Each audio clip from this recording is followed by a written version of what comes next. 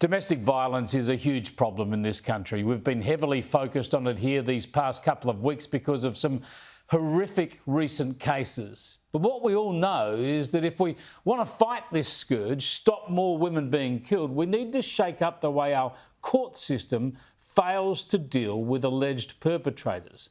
Time and again, women are killed by men who have previously threatened them, who have hurt them, even raped them, and who have been reported to police but are not locked up.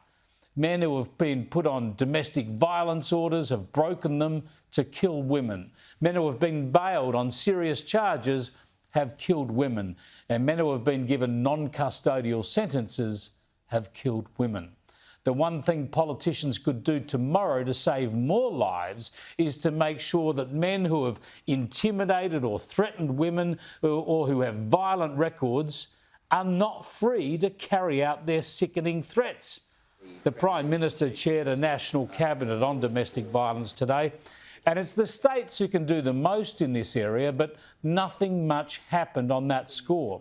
Apparently, it's just too hard to have uniform national bail standards with a heavy bias towards protecting potential victims rather than worrying about the liberty of the alleged perpetrators. But the Prime Minister did announce something that can and will help. It's a package to provide grants for women escaping dangerous situations. The government will invest $925 million over 5 years. It will be included in the budget in 2 weeks' time to permanently establish the Leaving Violence program so that those escaping violence can receive financial support, safety assessments and referrals to support pathways.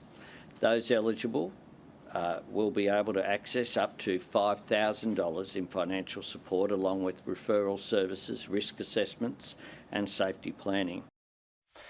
Look, it's not a silver bullet. It doesn't get to the core of the problem and it doesn't fix the weak criminal justice system that so often gets it wrong.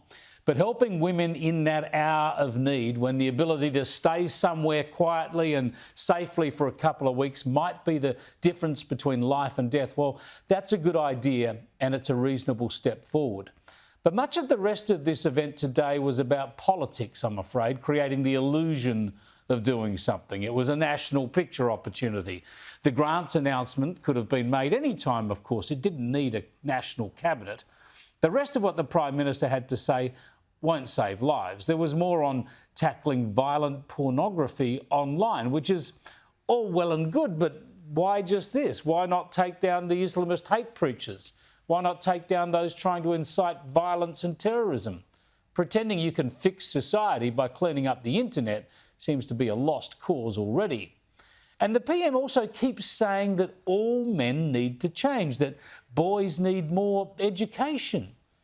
It's a pretty horrible thing to say when most women know that the men in their lives, their partners, their fathers, their brothers and their friends, would put themselves in harm's way in an instant to protect them. That's just the way it is with most men, and it's an insult to most men to pretend otherwise. It's terrible to smear all men with the horrible crimes of a hateful and evil minority. It's also a cop-out because violent men need to be dealt with and politicians need to make sure that happens. Fix the laws, lock up violent and abusive men. That's your job. And it's a lot harder than pretending all men are to blame.